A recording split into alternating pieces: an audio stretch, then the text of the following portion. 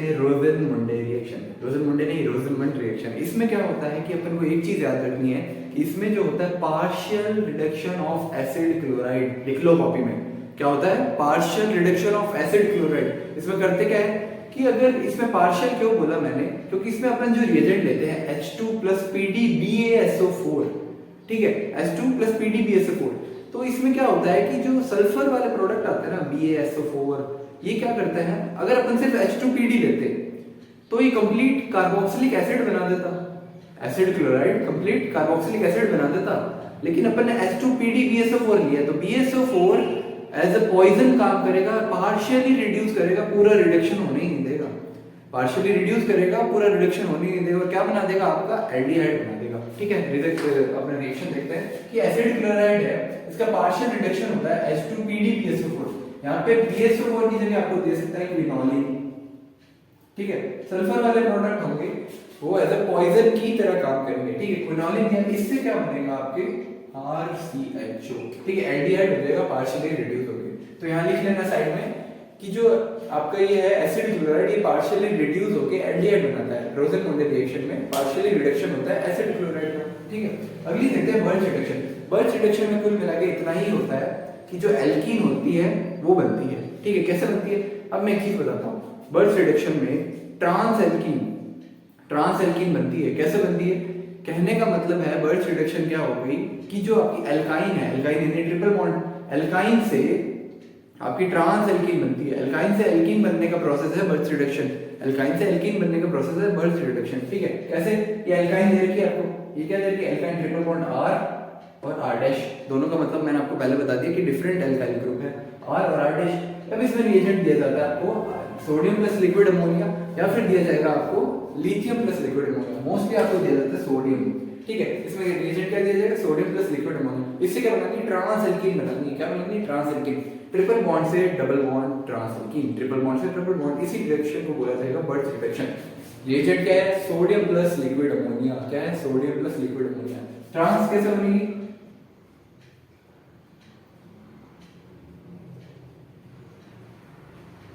Even क्या है trans ऐसे मतलब अपोजिट फेस करती हुई है। ठीक है, एल्काइल ग्रुप अपोजिट है, नहीं तो बोल दो हाइड्रोजन ग्रुप अपोजिट है। ठीक है, ये ट्रांस एल्कीन बनी आपकी, ट्रांस एल्कीन बटरफ्लाई शेप है। ठीक है, अगला देखते हैं। जो इसमें एक चीज और बताऊंगा, आपके ऑर्गेनिक में देर की है कि अगर अपन को सिस एल्कीन बनानी होती तो क्या करना पड़ता।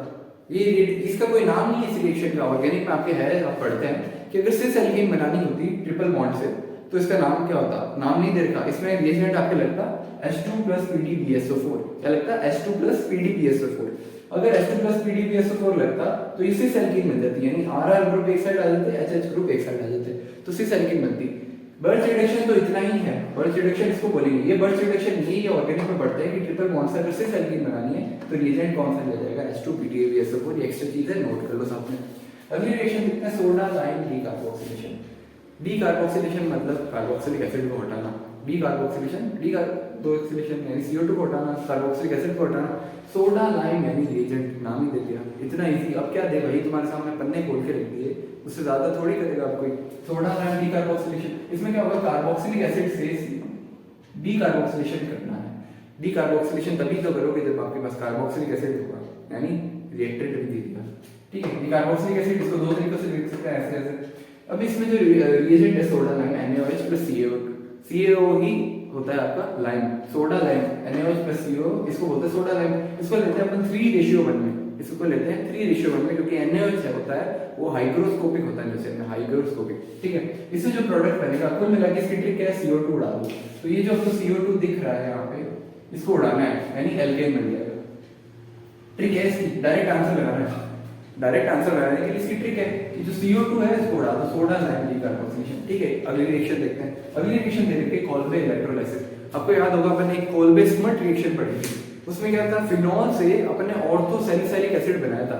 फिनॉल से ऑर्थोसैलिसाइलिक एसिड बनाया था, कंफ्यूज नहीं होना। ये है कोल्बे इलेक्ट्रोलाइसिस, यानी इलेक्ट्रिसिटी पास करके रिएक्शन कराएंगे, इलेक्ट्रिसिटी पास करके अपने प्रोडक्ट बनाएंगे। ठीक है, कोल्बे इलेक्ट्रोलाइसिस, इसमें क्या होता है कि इसमें आपको क्या दिया जाता है, इसमें आपको जो रिएक्टेंट दिया जाता है या तो सोडियम या पोटेशियम की कार्बोक्सिलिक एसिड की सॉल्ट दी जाती है, सोडियम या पोटेशियम की कार्बोक्सिलिक एसिड की सॉल्ट दी जाती है, यानी क्या दिया RCOONA, H की जगह Na आ गया, फिर K आ गया। सोडियम और पोटेशियम की कार्बोक्सिलिक एसिड की सॉल्ट दी जाती है। इसमें से इलेक्ट्रिसिटी जब पास करती है तो आपका क्या प्रोडक्ट बनता है? आपका जो प्रोडक्ट बनता है वो एल्केन बनता है, ठीक है, सिमेट्रिक एल्केन बनता है, डबल एल्केन बनता है। डबल इन द सेंस इसमें मान के चलते हैं कि अपन 2 मोल ले रहे हैं, क्योंकि अपन मानना पड़ता है इसमें कि मान के चलते 2 मोल ले रहे हैं, ठीक। इलेक्ट्रोलाइसिस में क्या होता है, आपका जो बॉन्ड होता है इलेक्ट्रिसिटी की वजह से ऐसे टूटता है और रेडिकल बन जाता है, ठीक है, इक्वल रेडिकल बने। तो वही सेम प्रोसेस, आर रेडिकल कहीं तो होंगे ना मिक्सचर में, तो ये कंबाइन होकर ये बना लेता है, ठीक है। इसमें मान के चलते कि आपको 2 मोल दे रखा है, ठीक है, आगे लिख देता हूं मैं, फिर भी मानना होता है कि इसमें 2 मोल रखे हैं, ठीक है। इलेक्ट्रिसिटी की प्रेजेंस में बॉन्ड है वो इक्वली टूट जाता है। इसमें इलेक्ट्रोनेगेटिविटी नहीं देखी जाती कि कौन कितना पार्शियल पॉजिटिव है, कौन पार्शियल नेगेटिव। इलेक्ट्रिसिटी आ रही है यानी बॉन्ड इक्वल टू, ठीक है, रेडिकल बनेंगे, रेडिकल मिक्सचर्स में जाएंगे तो मिक्सचर रेडिकल होकर कंबाइन हो जाएंगे और आर आके प्रोडक्ट बन गया, ठीक है, एल्केन बनता है। अब इसमें एक चीज पूछी जाती है जेई और जेई मेंस में तो बहुत पूछी जाती है, नीट में भी कई बार पूछी गई है कि आपके एनोड कैथोड में क्या बनता है। एनोड पे आपके बनता है एल्केन और CO2, एनोड पे आपके क्या बनता है, एल्केन और CO2 बनता है, यानी CO2 रिलीज होती है और एल्केन आपके कहाँ बनता है, ये जो एल्केन बनता है ये कहाँ बनेगा, एनोड पे बनेगा। याद कैसे करें, एनोड एनोड एल्केन एनोड, ठीक है, और साथ में CO2 बनेगी, गिफ्ट है CO2, ठीक है। अगला देखते हैं कैथोड। कैथोड में आपने CO2 बनेगा, CO2 नहीं सॉरी यहाँ H2 मैंने गड़बड़ करी है, कैथोड में अपने H2 बनेगा, ठीक है। एनोड पे तो एल्केन प्लस CO2 बनेगा, लेकिन कैथोड पे H2 बनेगा। इसमें क्या देगा, nature of solution after electrolysis is basis. तो आपका जो नेचर होगा, पीएच होगी, जो आपका सॉल्यूशन बनेगा वो आपके बनेगा बेसिक नेचर का, वो आपके बनेगा बेसिक नेचर। एक मैं आपको कंफर्म करके बता देता हूं।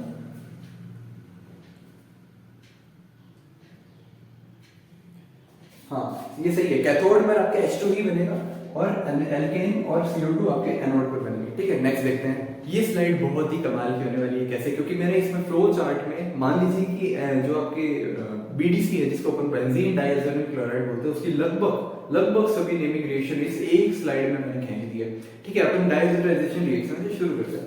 डाइएथाइलेशन रिएक्शन क्या है कि आपको एनिलीन को रिएक्ट कराना है 0 से 5 डिग्री पे। एनिलीन यानी PH NH2 प्राइमरी अमीन जो आपके बेंजीन से जुड़ी है उसको रिएक्ट कराना है HNO2 से 0 से 5 डिग्री यानी कोल्ड एनवायरनमेंट पे, कोल्ड टेम्परेचर में आपको रिएक्ट कराना है। वो देता है आपको बेंजीन डाइएज़ोनियम क्लोराइड, ठीक है। अब बेंजीन डाइएज़ोनियम क्लोराइड बहुत अनस्टेबल है, ठीक है, उसको आगे किसी और से रिएक्शन कराओगे ना तो वो अलग प्रोडक्ट दे देगा।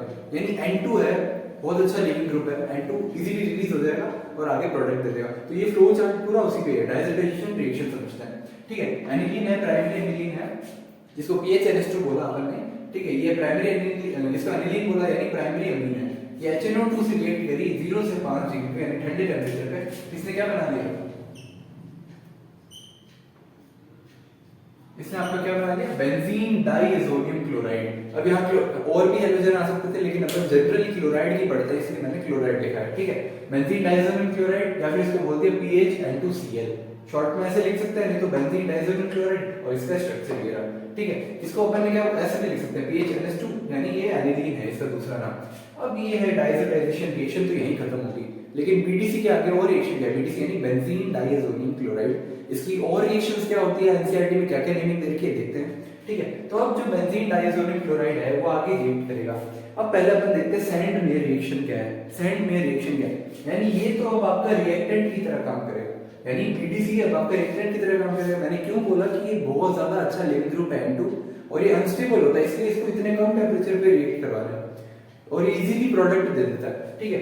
तो अब अपन देखते हैं सैंड में रिएक्शन क्या है। सैंड में रिएक्शन ये होता है कि अगर आप BDC है इसको कॉपर 1+ की वैलेंसी से रिएक्ट कराओगे ना, BDC है अगर इसको कॉपर 1+ की वैलेंसी से रिएक्ट कराओगे ना तो वो सैंड में रिएक्शन होगी। कैसे, प्रोडक्ट क्या होगा वो भी देखते हैं। अब देखो Cu2Cl2 इसकी वैलेंसी कॉपर की +1 आ रही है, Cu2Br2 इसकी कॉपर की वैलेंसी +1 आ रही है, CuCN CN पे -1 होता है तो ये जब जाएगा तो ये कॉपर बनेगा, कॉपर +1 तो इसमें भी कॉपर +1 की वैलेंसी आ गई। अब यहाँ पे अपन देखा HCl लिया KCl लिया, अब यहाँ पे HCN क्यों नहीं लिया, HCN इसलिए नहीं लिया क्योंकि वो वीक एसिड है, क्या है, वीक एसिड, ठीक है। KCN इसलिए अपन लेते हैं। अब देखते हैं प्रोडक्ट क्या बनता है। प्रोडक्ट अपन देखेंगे कि यहाँ +1 वैलेंसी में है, ठीक है। तो अब प्रोडक्ट क्या बनेगा, यहाँ प्रोडक्ट बनेगा जो हैलोजन है अपने को हैलोजन जो देगा उसके अकॉर्डिंग प्रोडक्ट बनेगा यानी एराइल हैलाइड बनेगा। क्या बनेगा, एराइल हैलाइड, यानी BDC से एराइल हैलाइड बनाना है अगर +1 की वैलेंसी से तो वो होगी सैंड में रिएक्शन, ठीक है, आगे देखते हैं।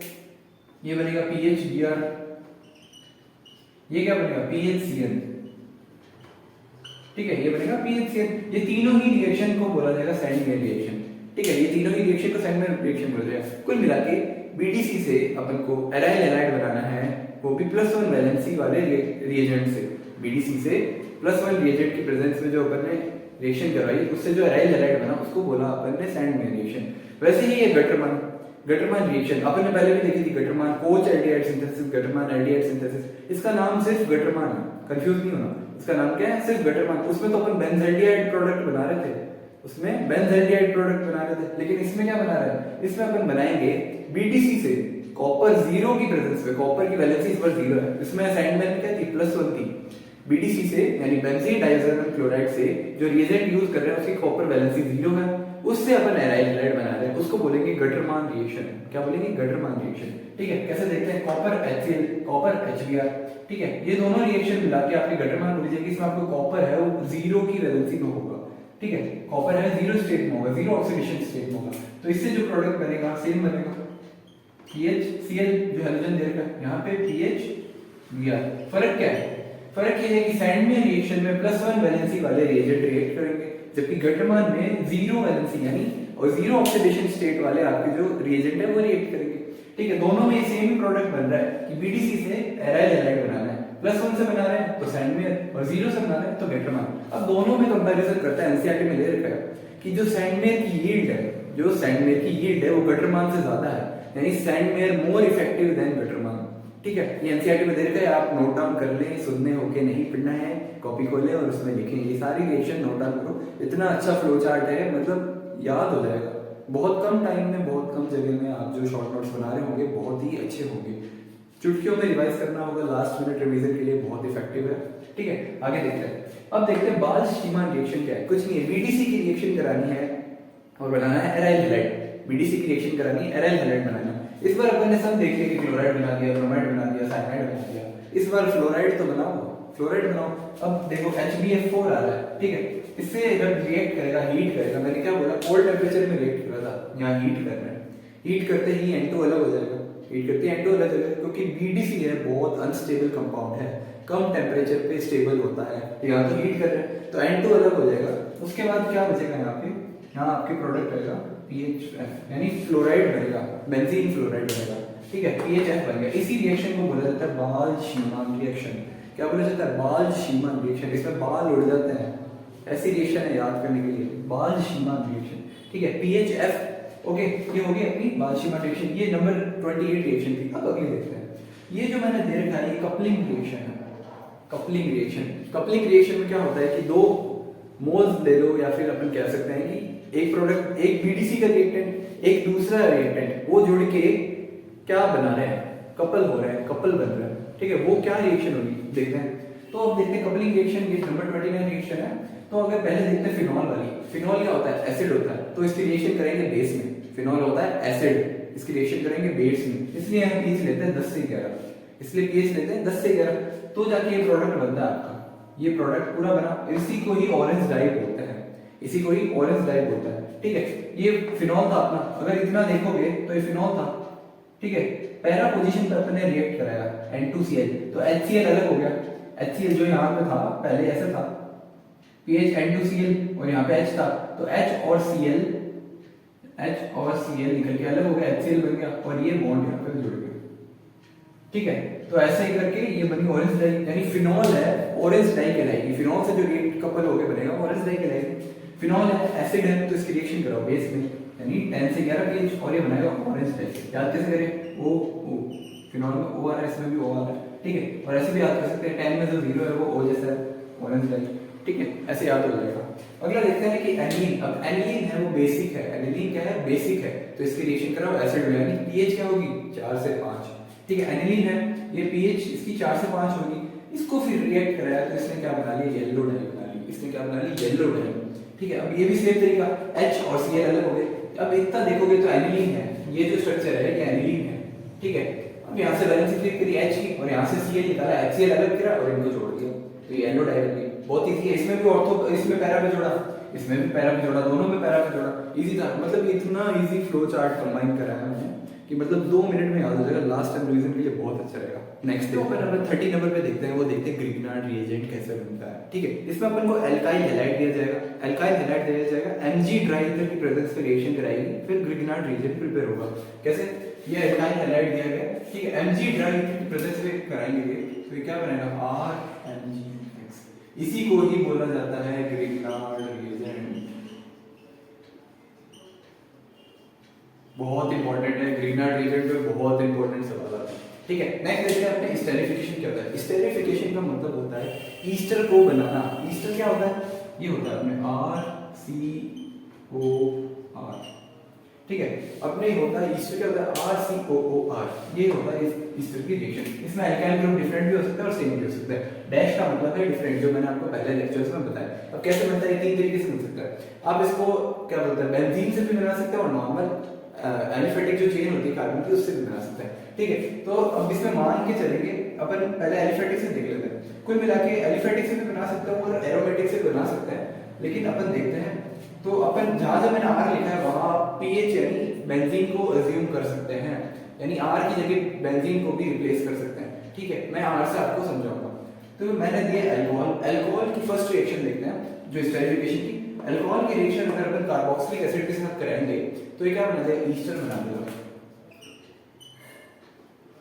सेम जो ये स्ट्रक्चर बनाइए। अब कैसे बनाता है, ये वाटर का रिमूवल करके बनाता है। ये रिएक्शन मैकेनिज्म, अल्कोहल और ये कार्बोक्सिलिक एसिड, ये वाटर को रिमूव करेगा। कैसे, ये H वाटर का फार्मूला H2O, तो ये वाटर को रिमूव करेगा और ये बॉन्ड है जो जोड़ देंगे। ये वाटर को रिमूव करेगा, वाटर अलग हो जाएगा और ये बॉन्ड जोड़ देंगे। तो कुल मिला के ये फार्मूला बनता है। इसको अपन RCOOR भी लिख सकते हैं, जो मैंने ऐसे लिखा है।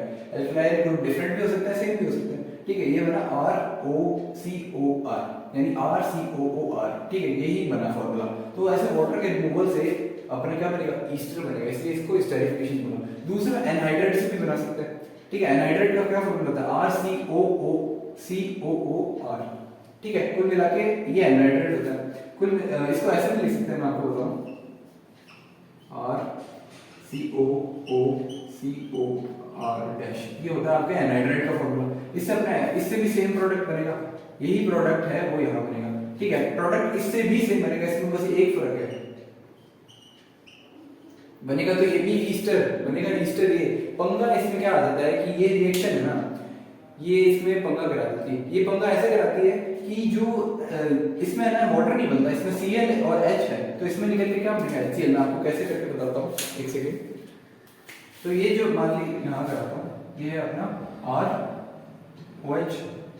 ठीक है, और इसमें अपन क्या लिया RCOCl, तो ये लिया Cl, C double bond O, और इधर क्या लिया आपने R। तो यहाँ क्या बनता है HCl, यहाँ बन जाता है अपना HCl, वाटर नहीं बनता, यहाँ बनता है HCl।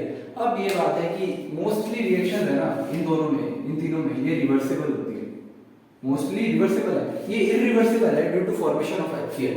यहाँ HCl बन जाएगा। अब HCl है वो खराब करेगा चीजों को, तो इसको रिमूव करने के लिए अपन क्या यूज करते हैं, पायरिडीन। बहुत इंपॉर्टेंट है, मतलब ये दोनों तो, इन दोनों में वाटर फॉर्मेशन हो रहा है, कोई दिक्कत नहीं है। ठीक है, इसमें HCl फॉर्मेशन हो रहा है। अब HCl फॉर्मेशन हो रहा है तो इसमें पायरिडीन का यूज किया जाएगा, इसमें पायरिडीन का यूज किया जाएगा। ठीक है, यहाँ HCl फॉर्मेशन हो रहा है और HCl है वो किसके द्वारा अब्सॉर्ब किया जाता है, वो पायरिडीन के द्वारा अब्सॉर्ब किया जाता है। ठीक है, पायरिडीन HCl को अब्सॉर्ब कर लेगा, फिर यहाँ जाके कुछ ईस्टर बनता है, वरना ये रिवर्सिबल रिएक्शन होती है। यहाँ वाटर के फॉर्मेशन से ये वापस रिवर्स होकर क्या बनाता है, अल्कोहल और कार्बोक्सिलिक एसिड अलग कर देगा। यहाँ क्या करेगा, एनहाइड्राइड और आपके अल्कोहल अलग कर देगा। यहाँ पे अलग नहीं कर पाता, यहाँ HCl फॉर्मेशन होता है, HCl रिवर्सिबल ना हो, इसलिए अपन क्या करते हैं, इसलिए अपन पायरिडीन का यूज करते हैं जो HCl को अब्सॉर्ब कर लेगा। ठीक है, ये तो स्टेरिफिकेशन की रिएक्शन थी। अगला देखते हैं क्यूमीन रिएक्शन, बहुत इंपॉर्टेंट, नीट जेईई बोर्ड सब में पूछी जाती है, मतलब थ्योरेटिकल में तो ये फेवरेट है एनटीए वालों का। ठीक है, इसको देखते हैं क्यूमीन रिएक्शन में क्या है, पहले देखते हैं क्यूमीन क्या है। क्यूमीन है आइसोप्रोपाइल बेंजीन का कॉमन नेम। क्या है, आइसोप्रोपाइल बेंजीन का कॉमन नेम, ये भी आपके आइसोप्रोपाइल बेंजीन। ठीक है, इसमें CH3 CH CH3 और ये जुड़ा हुआ है बेंजीन से, तो आइसोप्रोपाइल बेंजीन को ही क्यूमीन बोला जाता है। आइसोप्रोपाइल बेंजीन को क्यूमीन बोला जाता है। फटाफट जाके पोस्ट में मेरे चैनल की चेक करो, वहां मैंने क्वेश्चन दिया, अटेंड करके वापस आओ। ठीक है, ये अपने क्यूमीन, इसकी रिएक्शन कराते हैं in the presence of O2 and sunlight. HNu का मतलब है लाइट, HNu लाइट है, फोटोन है। ठीक है, HNu जहां पे भी दिख जाए वो इंडिकेट करेगा फोटोन है, लाइट आ रही है, ठीक है, लाइट की प्रेजेंस में। O2 सनलाइट की प्रेजेंस में ये क्या करेगा, रिएक्शन करेगा, ये बना देगा आपका एक इंटरमीडिएट बनाएगा, ठीक है। वो इंटरमीडिएट कैसे दिखता है, वो इंटरमीडिएट में क्या होता है कि आपके OOH है ना, वो यहाँ कार्बन पे जुड़ जाते हैं मेटल वाले। फिर है आगे जाके कन्वर्ट होता है किसमें, ये आगे जाके कन्वर्ट होता है, एक तो आपके केस में एसीटोन बाई प्रोडक्ट बनाता है, एक तो आपके बाई प्रोडक्ट एसीटोन बनाता है, दूसरा आपके जो प्रोडक्ट बनाएगा वो बनाएगा फिनॉल। मेन रिएक्शन क्या है, आइसोप्रोपाइल बेंजीन से फिनॉल बनाना है। मेन रिएक्शन क्या है, आइसोप्रोपाइल बेंजीन से फिनॉल बनाना है। इसी रिएक्शन को नाम दिया फ्यूमिंग रिएक्शन। किसमें हो रही है, O2 in the presence of sunlight. किसमें हो रही है, O2 in the presence of sunlight. फटाफट नोट करो, ठीक है। इसमें इंटरमीडिएट बनता है, बहुत बार पूछा गया है, बहुत इंपॉर्टेंट है, स्टार लगा। और इसमें बाई प्रोडक्ट एसीटोन बनता है, अच्छा खासा, मतलब एक साइड प्रोडक्ट है एसीटोन, वो भी इसमें बनता है बाई प्रोडक्ट के रूप में। मेन प्रोडक्ट तो क्या है, इसमें फिनॉल बनता है। फटाफट नोट डाउन करो, अगले पे देखते हैं। हाइजेनबर्ग रिएजेंट बहुत इंपॉर्टेंट है। हाइजेनबर्ग रिएजेंट क्या होता है हम देखते हैं। हाइजेनबर्ग रिएजेंट होता है PHSO2C, ठीक है। बेंजीन से SO2 जुड़ा होगा, SO2Cl जुड़ा होगा, ठीक है, इसी को बोलता है। और ये डिफरेंशिएट करता है 1 डिग्री, 2 डिग्री, 3 डिग्री अमीन। बहुत इंपॉर्टेंट है, क्वेश्चन आते हैं नीट से, दोनों में पूछा गया है, ठीक है। बोर्ड्स में एज ए ट्रू फिलअप में आपको पूछ सकते हैं कि डिफरेंशिएशन कौन कर सकते हैं अमीन का, 4 ऑप्शन दे देंगे, ऐसे क्वेश्चन आ जाएगा, ठीक है। नोट डाउन करो फटाफट और साथ में पहले सुनते रहो, ठीक है। 1 डिग्री, 2 डिग्री, 3 डिग्री अमीन को करेगा। अब देखते हैं कैसे करेगा। तो जो मान लीजिए दे रहा है हाइजेनबर्ग रिएजेंट, इसी को भी बोला जाता है हाइजेनबर्ग रिएजेंट। ये प्राइमरी अमीन के साथ जब रिएक्ट करेगा, प्राइमरी अमीन के साथ जब रिएक्ट करेगा तो ये प्रोडक्ट बनेगा PH S double bond O S double bond O N R और एक H, ठीक है। 2 H में से एक H चला गया और Cl चला गया। क्या चला गया, एक H चला गया और Cl चला गया, नहीं HCl अलग हो गया। अब HCl अलग हो गया तो ये बचा product PH S double bond O S double bond O N R और एक H, क्योंकि नाइट्रोजन मैक्सिमम 3 वैलेंस ही कवर कर सकता है, तो एक R से, एक S से और एक H से कर दिया। अब क्या है कि ये जो H है, इस वजह से ये अल्कली है ना, सॉल्युबल हो जाती है।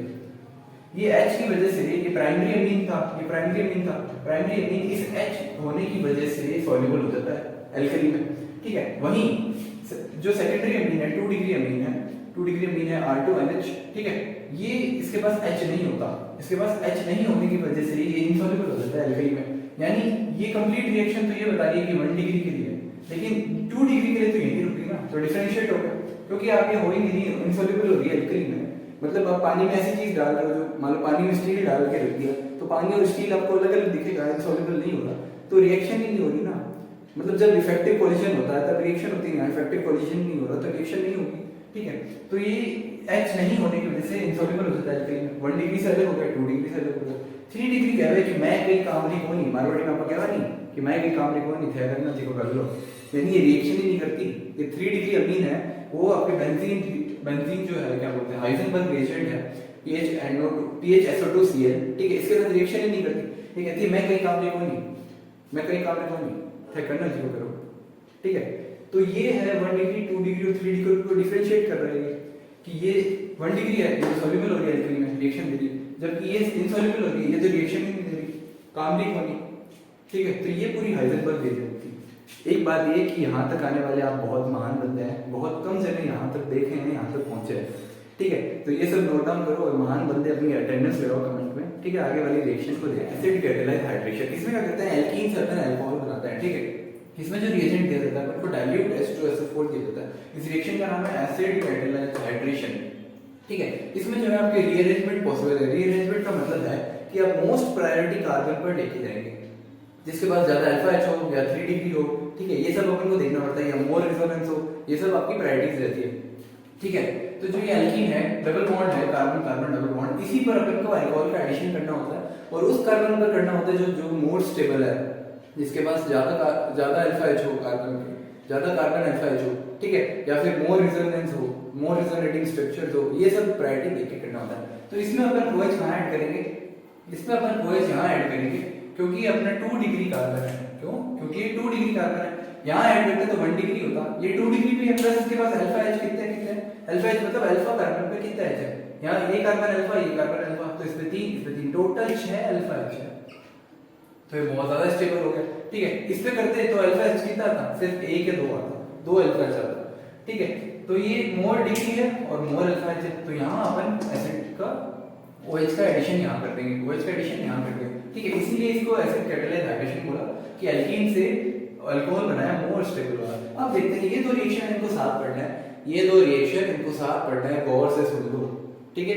नहीं लिखा जाना तो लिख लो वो कहीं पे कि ये दो रिएक्शन को हमेशा साथ पढ़ना है। कौन सी? एक है OMDM और एक है HBO, ठीक है। ऑक्सीमर्क्यूरेशन, डीमर्क्यूरेशन, हाइड्रोबोरेशन, ऑक्सीडेशन, इसमें भी यही है, एल्कीन से अल्कोहल बनाना है। इन दोनों में एल्कीन से अल्कोहल बनाना है। फर्क क्या है, ट्रिक क्या है वो बताता हूँ। देखो OMDM, नाम में OMDM यानी M आ रहा है, यानी इसमें मार्कोनिकोव रूल फॉलो करना है। मार्कोनिकोव रूल फॉलो करना है। मार्कोनिकोव रूल क्या कहता है, वहां H लगाओ, H+ को वहां जोड़ो जहां H ऑलरेडी ज्यादा है, मतलब जहां हाइड्रोजन बहुत ज्यादा है वहीं हाइड्रोजन को जोड़ दो। मार्कोनिकोव रूल ये कहता है, ठीक है। नहीं तो इसको उल्टा करेंगे तो एंटी मार्कोनिकोव हो जाएगा। एंटी मार्कोनिकोव रूल कहता है कि जहां H ज्यादा है वहां H मत जोड़ो, जहां H कम है वहां जोड़ो, ठीक है। एंटी मार्कोनिकोव ये हो गया। अब देखो OMDM M आ रहा है यानी मार्कोनिकोव फॉलो करना है। HBO यानी इसमें M नहीं आ रहा है, इसलिए अपन को एंटी मार्कोनिकोव रूल फॉलो करना है। इसलिए बोल रहा हूँ कि इन दोनों रिएक्शन को साथ पढ़ो, याद रहेगी, ठीक है। यहाँ M नहीं आ रहा है इसलिए अपन को एंटी मार्कोनिकोव रूल फॉलो करना है। मार्कोनिकोव के अकॉर्डिंग जहां H ज्यादा है वहां H+ को जोड़ देंगे, ठीक है। अब देखते हैं कैसे। ये देखो इसमें क्या होता है, ऑक्सीमर्क्यूरेशन, डीमर्क्यूरेशन क्या होता है कि mercuric acetate in the presence of water और NaBH4 आपको रिएजेंट दिया जाएगा, ठीक है। Mercuric acetate in the presence of water, NaBH4 आपको रिएजेंट दिया जाएगा, ये पूरा रिएजेंट है। अब देखो इसमें कहां एडिशन करना है। अब देखो जो हाइड्रोजन है, वाटर का जो हाइड्रोजन है वो कैसे टूटता है, H2O है वो ऐसे टूटेगा, H+ OH- का। तो H+ का एडिशन कहां कराएंगे, जहां H+ ऑलरेडी ज्यादा है। तो H+ का अपन ने एडिशन कहां कराया, ये देखो इस कार्बन दो जो एल्कीन है, एल्कीन वाले कार्बन उन पे देखना है। तो यहाँ CH2 है, दो कार्बन है, एक कार्बन है, इसलिए यहाँ पे जो H है मार्कोनिकोव फॉलो करा, क्योंकि OMDM में M आ रहा है इसलिए मार्कोनिकोव फॉलो कर रहे हैं। इसलिए जो है H+ को अपन जहां H+ ज्यादा है वहां जोड़ेंगे, इसलिए CH3 में H जोड़ दिया और जो बचा हुआ नेगेटिव वाला हिस्सा है वो कम वाले पे आ गया, ठीक है। यहाँ आ गया H+ को तो कहां जोड़ दिया, यहाँ जोड़ दिया, लेकिन जो बचा हुआ OH है इसको कहां जोड़ दिया, यहाँ जोड़ दिया, ठीक है। ये याद करना है, इसलिए बोल रहा हूँ इन दोनों को रिएक्शन को साथ पढ़ना। अगला देखते हैं जो हाइड्रोबोरेशन रिएक्शन है, इसमें HBO है, इसमें M नहीं दे रहे इसलिए अपन इसको एंटी मार्कोनिकोव फॉलो कर रहे हैं। एंटी मार्कोनिकोव में क्या होता है कि जहां H+ ज्यादा होता है वहां H को नहीं जोड़ना, ठीक है। जहां कम H+ होंगे वहां H को जोड़ना। अब कैसे, इन दोनों में कम कहां पे H, इन दोनों में यहाँ कम H है, बीच वाले कार्बन में, एल्कीन को देखना, ठीक है। बीच वाले कार्बन पे कम H है, यहाँ लगे H को जोड़ेंगे, यहाँ अपन ने H को जोड़ दिया, H2 हो गया, यहाँ एक ही H था, यहाँ H2 हो गया, और बचा हुआ OH नेगेटिव अगले पे जोड़ दिया, अगले कार्बन यानी एल्कीन वाले कार्बन पे ही जोड़ना है, ठीक है। ये दोनों रिएक्शन को साथ पढ़ते हैं, इसलिए ये नो, इसमें नो रीअरेंजमेंट है, इसमें रीअरेंजमेंट नहीं कर सकते, ये दोनों रिएक्शन में रीअरेंज नहीं कर सकते, यानी आप प्रायोरिटी को नहीं ले जा सकते कि 3 डिग्री पे जोड़ूंगा, 2 डिग्री पे जोड़ूंगा, या फिर मोर प्रायोरिटी कार्बन पे जोड़ूंगा, या ज्यादा रिजोनेटिंग स्ट्रक्चर पे जोड़ूंगा, नहीं करना, इसका नहीं करना। सिर्फ एसिड कैटालाइज हाइड्रेशन में ही करना है रीअरेंजमेंट पॉसिबल, यानी मोर प्रायोरिटी की तरफ आपको लेके जाना है। इन दोनों में नहीं करना कि भाई यहाँ पे तो 1 डिग्री बन रहा है भैया, यहाँ पे ज्यादा स्टेबल होता है, यहाँ जोड़ दूंगा, यहाँ जोड़ दूंगा, यहाँ नहीं जोड़ सकते। यही तो मैं कह रहा हूँ कि इसमें रीअरेंजमेंट फॉलो नहीं करना है, इन दोनों रिएक्शन को साथ पढ़ो, लिख लो, OMDM और HBO को साथ पढ़ना है, ठीक है। ये होगी रिएक्शन। अगली देखते हैं एटार्ट रिएक्शन। इसमें आपको टोलुइन से यानी CH3 बेंजीन से जुड़ा हुआ है, टोलुइन से बेंजल्डिहाइड बनाना है, टोलुइन से बेंजल्डिहाइड बनाना है, आपको दिया जाएगा टोलुइन, ठीक है। टोलुइन से बेंजल्डिहाइड बनाना है, इसके लिए यहाँ रिएजेंट जो यूज किया जाता है वो किया जाता है chromyl chloride in the presence of CS यानी सीजियम, सीजियम की प्रेजेंस में क्रोमिल क्लोराइड को यूज करता है, ठीक है। यहाँ क्रोमिल क्लोराइड देता है आपको reagent in the presence of caesium, ठीक है। यहाँ एक इंटरमीडिएट बनता है, उसको हाइड्रोलिसिस करके आपका बेंजल्डिहाइड आता है। इंटरमीडिएट क्रोमियम कॉम्प्लेक्स है, इंटरमीडिएट क्रोमियम कॉम्प्लेक्स है, इसका हाइड्रोलाइसिस करके अपना बेंजल्डिहाइड बनता है। ये स्ट्रक्चर बेंजल्डिहाइड की। अब इसको याद कैसे करें कि भाई याद ही नहीं, अपन को इतना याद रखना है CH बेंजीन से बॉन्ड बना के, ठीक है। CH बेंजीन से बॉन्ड बना के अब इसको अंदर कर याद कैसे करें, इसको कैसे करेंगे, O करो HCl2, O करो Cl2 का ट्वाइस, ऐसे कर सकते हैं।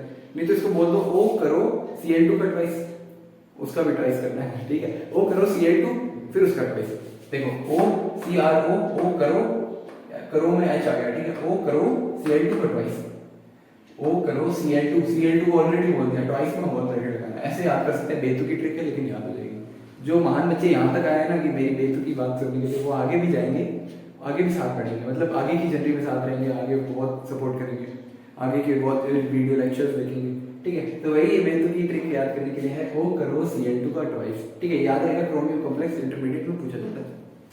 अगला देखते हैं लुकास रिएजेंट क्या है। लुकास रिएजेंट आपका क्या होता है कि 1 डिग्री 2 डिग्री और 3 डिग्री अल्कोहल को डिफरेंशिएट करता है, जबकि हाइजेनबर्ग था, पढ़ा था आपने हाइजेनबर्ग रिएजेंट, वो क्या करता था 1 डिग्री 2 डिग्री और 3 डिग्री अमीन को डिफरेंशिएट करता था, जबकि ये क्या करता है, ये आपके 1 डिग्री 2 डिग्री और 3 डिग्री अल्कोहल को डिफरेंशिएट करता है। अब लुकास रिएजेंट की यूज की नीड क्या पड़ी, जब अपन अल्कोहल से यानी एल्केन में जो OH जुड़ा हुआ है, एल्केन से जो OH जुड़ा हुआ है उससे अपन जब क्लोराइड और ब्रोमाइड बनाते हैं तो बहुत इजीली बन जाता है, यानी अल्काइल ब्रोमाइड और अल्काइल आयोडाइड बहुत इजी बन जाता है, उनको ज्यादा माथापड़ी नहीं करनी पड़ती। लेकिन जब एल्केन से अल्काइल क्लोराइड बनाते हैं ना, जो अल्कोहल यूज करा है एल्केन मतलब अल्काइल अल्कोहल, ठीक है, अल्काइल अल्कोहल से जब अपन क्या बनाते हैं अल्काइल क्लोराइड बनाते हैं ना तो बहुत माथा बची आती है कि भाई मैं बनूंगा नहीं, इसलिए अपन लुकास रिएजेंट को यूज करते हैं। लुकास रिएजेंट क्या है, concentrated HCl plus anhydrous ZnCl2, बहुत इंपॉर्टेंट, बहुत बार पूछा गया, पता है कितनी बार पूछा गया, एवे गिवन नथु गेरे एग्जांपल में पूछा गया, ठीक है। तो ये क्या है, concentrated HCl in the presence of anhydrous ZnCl2, या ऐसे बोल दो concentrated HCl plus anhydrous ZnCl2, ठीक है, ये आपका लुकास रिएजेंट है, ये आपके एल्केन पे जो अल्कोहल जोड़ा है उससे को कन्वर्ट करने में यूज आता है अल्काइल क्लोराइड बनाने में, एल्केन से अल्काइल क्लोराइड बनाने में बहुत यूज आता है, ठीक है। तो आपको 1 डिग्री या 2 डिग्री 3 डिग्री अल्कोहल दिया जाएगा, अलग अलग अल्कोहल दिए जाएंगे, इससे बनेगा आपका अल्काइल क्लोराइड, ठीक है। 1 डिग्री हो सकता है, 2 डिग्री हो सकता है, 3 डिग्री हो सकता है। अब देखते हैं 3 डिग्री OH है, मैंने बताया बहुत तगड़ी चीज है, प्रायोरिटी है, तो 3 डिग्री OH आपको सेकंड्स में टर्बिडिटी दे देगा, सेकंड्स में टर्बिडिटी दे देगा, जबकि आपने 2 डिग्री अल्कोहल है वो मिनट लगाएगा लेकिन टर्बिडिटी जरूर देगा। लेकिन 3 डिग्री अल्कोहल दिया था सेकंड्स में, 2 डिग्री दिया मिनट में, लेकिन 1 डिग्री देगा ही नहीं ना दे ना कौन दे उस भाई साहब थे जो थे जरूर था, ठीक है। तो 1 डिग्री अल्कोहल कोई टर्बिडिटी नहीं देगा, ये फटाफट नोट डाउन करो, आगे चलता है।